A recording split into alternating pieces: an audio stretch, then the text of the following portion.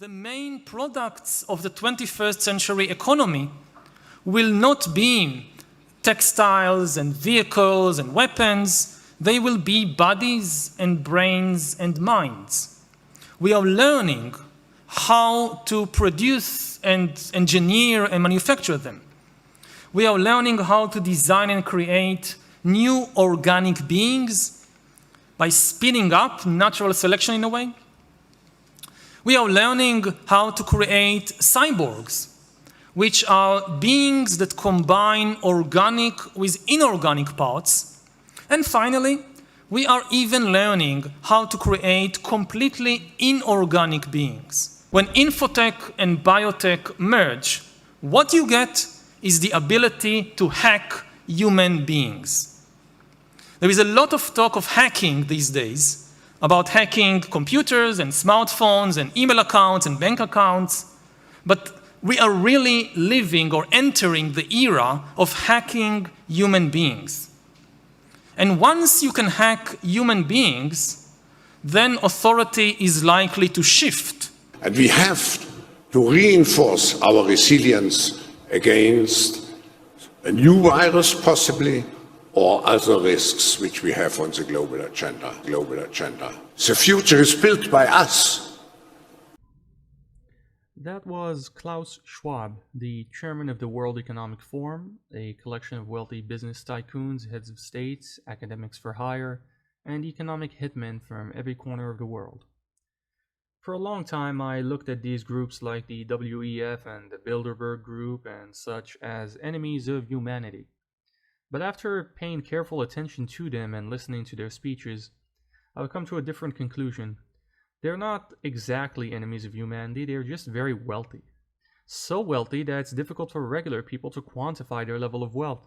I mean, to make $1 billion as an average person, you need to work upwards of 5,000 years. So what does it mean to have access to such outrageous amounts of financial wealth and to be able to purchase anything you need or want?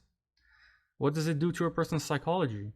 Well, it creates the type of person you see at Davos. It creates Bill Gates, Elon Musk, people who are so far removed from the trials and difficulties of regular people's lives, they simply can't relate, even if they wanted to.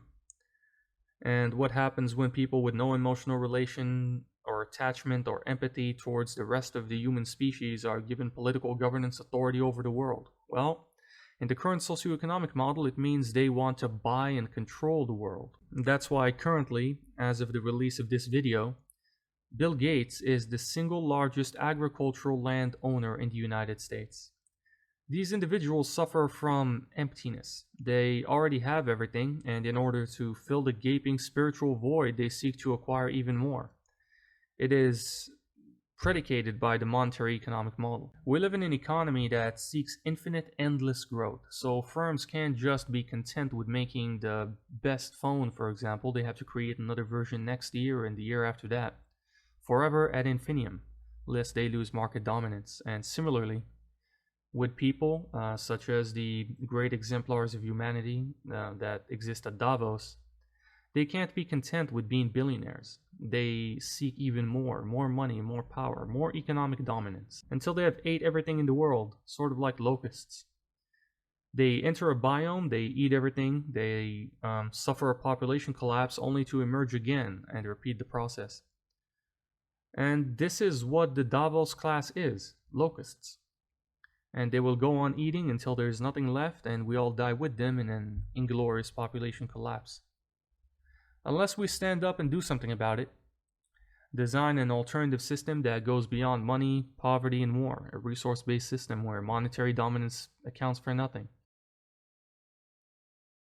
I'll leave you by saying that, there is some light at the end of the tunnel. There is a great amount of work that's taking place in order to transition us from being under the hegemonic governance control of the Davos class into something better, into a direct democracy type of system, a resource-based system.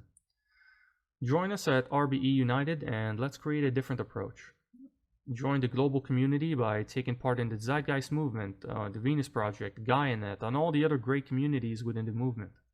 So let's work together to create the alternative through actionable steps. And to do our part and create a better system and take actionable steps, we've initiated a fundraiser at Give Send Go to raise funding for the building of an eco-village research center to design, develop, and fund eco-villages and a new way of living. So be sure to subscribe, add us on Rumble, and keep the discussion going. Together we can create a transition to a better, more holistic system.